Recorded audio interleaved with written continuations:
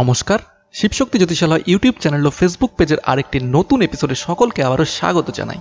তো আজকেও হাজির হয়েছে একটি নতুন এপিসোডে নতুন বিষয় নিয়ে আলোচনা করতে। বিষয়টি নতুন নয়, কিন্তু আমার চ্যানেলে বিষয়টি নতুন, কারণ সামনেই আসতে চলেছে শ্রাবণ মাস। পুরাণে কথিত আছে যে এই মাসেই কিন্তু দেবাদিদেব মহাদেব প্রকট হয়েছিলেন এবং এর ফলস্বরূপ কিন্তু এই শ্রাবণ মাসে কিন্তু আমরা দেবাদিদেব মহাদেবের আরাধনা কিন্তু করে থাকি। থাম্বনেল দেখে বুঝেই গেছেন যে আজকের আলোচনার বিষয় হতে চলেছে 16 সোমবার ব্রতের কি ফল এবং কিভাবে এটি করবেন, সম্পূর্ণ বিষয়ে কিন্তু আলোচনা করব। তাই অবশ্যই পুরো ভিডিওটি সম্পূর্ণরূপে সঠিকভাবে দেখবেন এবং এর ফলে এই ব্রত সম্পর্কিত সমস্ত প্রশ্নের উত্তর কিন্তু পেয়ে যাবেন। সবার প্রথমে আলোচনা করব যে এই ব্রতের কথা, অর্থাৎ এই ব্রতটি কিভাবে প্রচলিত হয়েছিল। আমরা জানি এই ব্রতটি কিন্তু শ্রাবণ মাসের প্রথম সোমবার থেকে শুরু করে পরপর 16টি সোমবার পর্যন্ত পালন করতে হয়। এর মাঝে কিন্তু একটি সোমবারও বাদ দিতে পারবেন না, অর্থাৎ সোমবার থেকে শুরু করবেন এবং 16টি সোমবার অর্থাৎ 4 মাস এই ব্রতটি কিন্তু চলবে। প্রত্যেক সোমবারে কিন্তু আপনাকে এই জিনিসগুলো পালন করতে হবে, যেগুলো আমি খুব তাড়াতাড়ি বলবো। তো সবার প্রথমে ব্রত কথাটি জেনে নিই। একবার দেবী পার্বতীর সঙ্গে ভ্রমণের সময় দেবাদিদেব মহাদেব ভূলোক অমরাবতীতে এসেছিলেন। সেখানকার রাজা একটি শিব মন্দির তৈরি করেছিলেন, যা খুব সুন্দর এবং শান্তিদায়ক ছিল। সেখানে কিন্তু দেবী পার্বতী এবং মহাদেব সেখানকার আশেপাশের পরিবেশে পরীক্ষা নেওয়ার জন্য কিন্তু ছদ্মবেশ ধারণ করেই ভ্রমণ করছিলেন। সেখানে কিন্তু দেবী আর মহাদেব পাশা খেলতে বসেছিলেন সেই মন্দিরের আশেপাশে। তো খেলা শুরু হলে মহাদেব আর পার্বতী দুজনের মধ্যেই দুজনে বলতে শুরু করলেন, আমিই জিতবো। এরকমভাবেই কিন্তু তাদের মধ্যে কথোপকথন চলছিল। এমন সময় মন্দিরের পুরোহিত পুজো করতে এলেন এবং ছদ্মবেশ দিয়ে কিন্তু বুঝে যান যে তারাই রয়েছেন। তো সেই সময় দেবী তাকে জিজ্ঞাসা করলেন যে, হে ব্রাহ্মণদেব, বলুন কার বিজয় হবে। তখন পুরোহিত বললেন যে এই খেলায় তো মহাদেবের মতো পারদর্শী কেউ নয়, তাই কিন্তু প্রভুই জিতবেন। কিন্তু যখন খেলাটি শেষ হলো তখন দেখা গেল ঘটেছে উল্টো ঘটনা। সেখানে কিন্তু দেবীই জিতে গেছেন। তখন দেবী পুরোহিতকে বললেন, আপনি ব্রাহ্মণ হয়ে মিথ্যে বাক্য বললেন কিভাবে? এই জন্য আপনার কিন্তু কুষ্ঠরোগ হবে। এই অভিশাপের ফলে কিন্তু কিছুদিন পর পুরোহিতের সত্যিই কুষ্ঠরোগে আক্রান্ত হন। এর ফলে কিন্তু মহাদেব কিছুটা কষ্ট পান এবং পুরোহিতকে এর মধ্য থেকে পরিত্রাণ দেওয়ার জন্য কিছুদিন পর একজন অপ্সরাকে সেই পুরোহিতের কাছে পাঠান। অপ্সরা সেই মন্দিরে পুজো করার ছলে আসেন এবং পুরোহিতকে কুষ্ঠরোগের কারণ জিজ্ঞাসা করেন। তখন পুরোহিত কিন্তু তাকে সব বলেন। অপ্সরা তখন তাকে বলেন যে, হে পুরোহিত মশাই, আপনি যদি 16 সোমবার ব্রত পালন করেন এবং মহাদেবের আশীর্বাদ যদি আপনার উপর আসে, তাহলে কিন্তু এই সংকট আপনি কাটিয়ে উঠতে পারেন। পুরোহিত সেই অপ্সরাকে সেই ব্রতের বিধি জিজ্ঞাসা করলে অপ্সরা কিন্তু তাকে তখন 16 সোমবারের সম্পূর্ণ ব্রতবিধি বলে এবং সেখান থেকে চলে যায়। এরপর কিন্তু পুরোহিত ভক্তি শ্রদ্ধার সাথে সেই ব্রতের পালন করেন এবং 16 সোমবার পালন করার পর কিছুদিন পর থেকেই কিন্তু আস্তে আস্তে তিনি ঠিক হতে থাকেন। কয়েক মাস পর কিন্তু তিনি সম্পূর্ণরূপে সুস্থ হয়ে ওঠেন এবং সেই সময় কিন্তু মহাদেব এবং দেবী কিন্তু তার মন্দিরে পুজো চলাকালীন আবার কিন্তু সেই পুরোহিতকে সাক্ষাৎ দর্শন দেন এবং পুরোহিতকে রোগমুক্ত দেখে জিজ্ঞাসা করেন যে, আমার অভিশাপ থেকে মুক্তি পেতে কি করে হলো সেটা সেরকম জিজ্ঞাসা করলেন যে, আপনি কি করে আমার অভিশাপ থেকে মুক্ত পেলেন। তখন পুরোহিত কিন্তু বলে যে, এরকম 16 সোমবারের ব্রত পালন করেই কিন্তু আমি এই দুর্ভোগ কাটিয়ে উঠতে পেরেছি। এই কথা শুনে দেবীও প্রসন্ন হন এবং দুজনেই কিন্তু সেই পুরোহিতকে আশীর্বাদ প্রদান করে আবার সেখান থেকে চলে যান। এছাড়াও কিন্তু দেবী পার্বতীও একবার 16 সোমবারের ব্রত পালন করেছিলেন। তখন কিন্তু তার ফলস্বরূপ অভিমান করে থাকা ভগবান কার্তিক তার অভিমান ত্যাগ করে কিন্তু দেবী পার্বতীর বাধ্য হয়েছিল।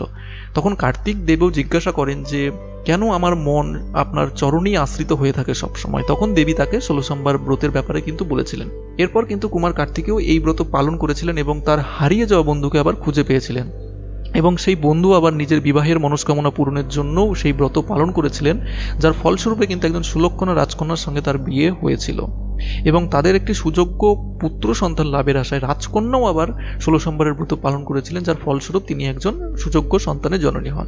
এভাবে কিন্তু পরপর এভাবে চলতে থাকে এবং এভাবেই কিন্তু এই ধরাধামে কিন্তু এই 16 সোমবারের ব্রত কিন্তু মানুষের কাছে জনপ্রিয়তা লাভ করে এবং অনেকেই কিন্তু এরপরে কিন্তু এই ব্রতের পালন করে তার দিয়ে যে তাদের মনস্কামনা পূর্ণ কিন্তু করতে সচেষ্ট হয়েছেন এবং এখনও কিন্তু অনেকে কিন্তু বিভিন্ন দুরারোগ্য ব্যাধি, কোনো সমস্যা যেখান থেকে মুক্তি মিলছে না সেগুলো থেকে কিন্তু মুক্তিলাভ কিন্তু এখনও একের পর এক লোকে করছে এই একই ব্রত পালন করে। তো এই ব্রতের ফলস্বরূপ কিন্তু যে কোনো অভিশাপ থেকে আপনি মুক্ত লাভ করতে পারেন। আপনার পূর্বজন্মের কোনো পাপ সেই সব থেকেও কিন্তু মুক্ত লাভ করতে পারেন এবং আপনার মনস্কামনা যাই হোক না কেন সেটি কিন্তু পূর্ণ হতে পারে এই ব্রতের মাধ্যমে। তো এবার আলোচনা করব এই ব্রতের পালন বিধি, কি করে এই ব্রত পালন করবেন।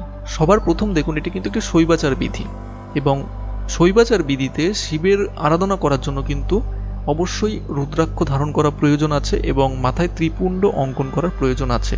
অবশ্যই পুজোয় বসার সময় মাথায় ত্রিপুণ্ড ধারণ করুন এবং রুদ্রাক্ষ ধারণ করুন এবং সংকল্পের জন্য প্রথমে আপনার বাড়িতে একটি যে শিবলিঙ্গ রয়েছে বা আপনি যে মন্দিরে পুজো দিচ্ছেন সেই মন্দিরের সামনে বসে কিন্তু করজোরে পাঠ করুন, যে সংকল্পর যে বাক্যগুলো হয় সেগুলো পাঠ করে সংকল্প নিন। এটি কিন্তু প্রথম সোমবারে আপনাকে করতে হবে সকালবেলা এবং অবশ্যই স্নান করে ভালো করে পরিষ্কার পরিচ্ছন্ন হয়ে নেবেন এবং ব্রতের যে উপবাস অবশ্যই থাকতে হবে এবং সন্ধ্যাবেলায় কোনো শিব মন্দিরে বা বাড়িতে প্রতিষ্ঠিত কোনো শিবলিঙ্গের ওপর কিন্তু এই যে পূজা বিধি সেটি আপনি সম্পূর্ণ করবেন।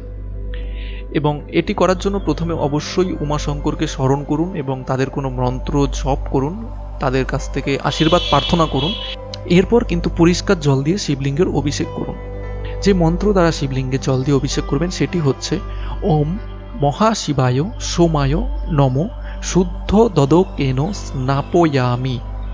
ওম মহাশিবায় সোমায় নমো শুদ্ধ দদকেন স্নাপয়ামি। এই মন্ত্র পাঠ করতে করতে কিন্তু শিবলিঙ্গে জল দ্বারা অভিষেক করুন।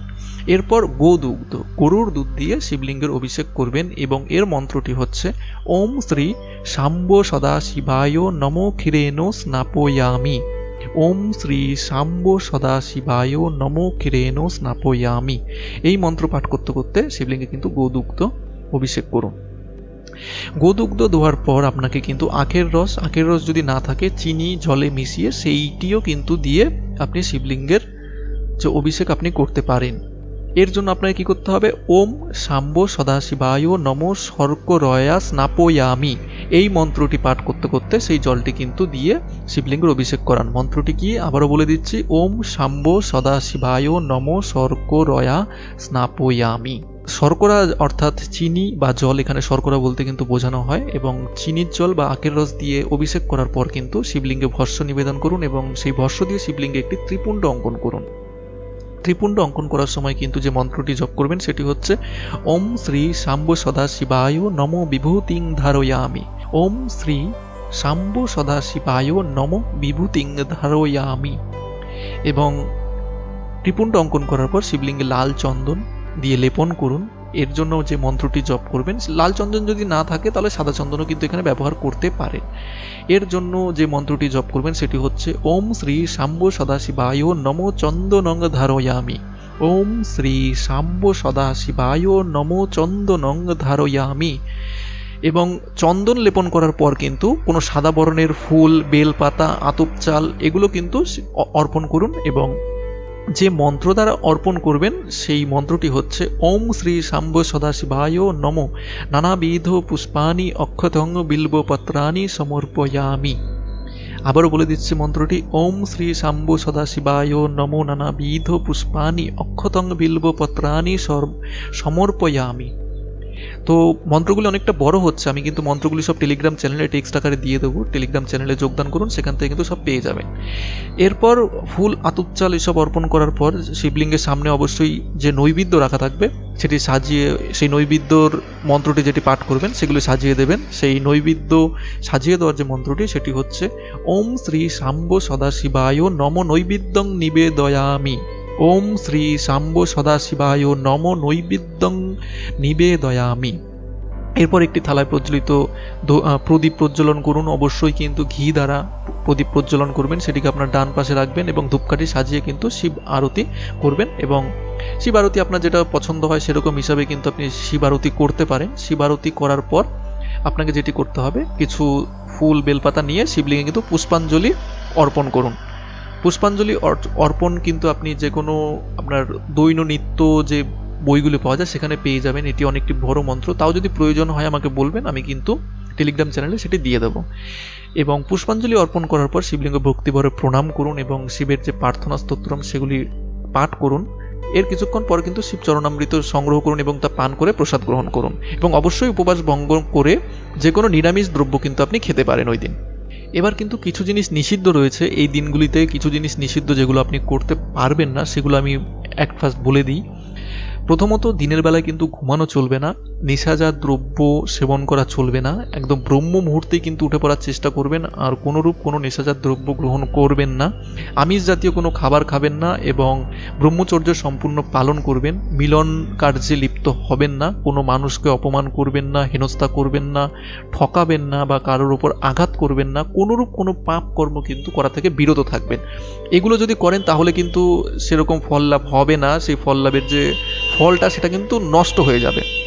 এছাড়া পশুদের ওপর প্রহার বা সেরকম কিছু কিন্তু করবেন না, যতটা পারবেন সাত্ত্বিক জীবনযাপন করবেন, আরাধনা করবেন, সারাদিনও বসে আপনি শিব আরাধনা করতে পারেন, শিব স্তোত্র পাঠ করতে পারেন, এগুলো করুন, কোনো অসুবিধা নেই। কিন্তু যে সমস্ত জিনিসগুলো খারাপ মনে হচ্ছে, আপাত দৃষ্টিতে খারাপ মনে হচ্ছে, কারোর ওপর কোনো কিছু খারাপ করা, সেগুলো করবেন না, কোনোরূপ কোনো মিথ্যা কথা বলবেন না, যতটা পারবেন চুপ থাকার চেষ্টা করবেন। সব থেকে ভালো হয় যদি মৌন থাকতে পারেন, সব থেকে ভালো। তো আশা করি বোঝাতে পারলাম কিভাবে কি করবেন এবং এর ফলস্বরূপ কি হতে পারে। এছাড়া কোনো যদি প্রশ্ন থেকে থাকে অবশ্যই কমেন্ট সেকশনে কিন্তু রাখবেন, চেষ্টা করা হবে তার উত্তর দেওয়ার। অবশ্যই সমস্ত প্রশ্নেরই উত্তর কিন্তু দেওয়া হয়, কমেন্টে করবেন। কমেন্টে করলে কি হয়, অন্যান্য যাদের মনে প্রশ্ন জাগছে তারাও কিন্তু তার উত্তর পেয়ে যায়। তাই অবশ্যই কিন্তু কমেন্ট সেকশনে যে আপনাদের প্রশ্ন থাকে সেগুলো রাখুন, সেখানের উত্তর শুধু আপনার নয় অন্যকেও কিন্তু সে ব্যাপারে হেল্প করবে। তো দেখা হবে আরেকটি নতুন এপিসোডে, নতুন ভিডিও নিয়ে, নতুন টপিক নিয়ে। তো এখনও যদি আপনারা সাবস্ক্রাইব না করে থাকেন অবশ্যই সাবস্ক্রাইব করুন এবং বেল বাটন প্রেস করুন। আর যদি কোনো প্রশ্ন থাকে সেগুলো কিন্তু আমাদের যে ফেসবুকে গ্রুপ রয়েছে সেখানেও পোস্ট করতে পারেন, আপনার যদি কোনো কিছু জানার থাকে, বা কমেন্ট সেকশনে ভিডিও সংক্রান্ত আর কোনো পার্সোনাল কোনো প্রশ্ন থাকলে গ্রুপে কিন্তু পোস্ট করতে পারেন।